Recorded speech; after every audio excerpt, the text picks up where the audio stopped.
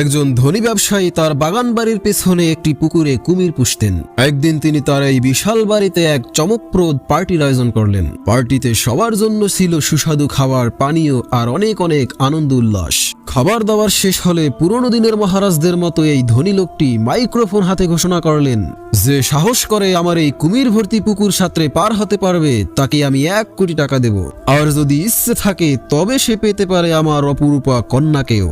কথাটা শেষ হতে না হতেই পুকুরের পানিতে ঝপাত করে শব্দ হলো।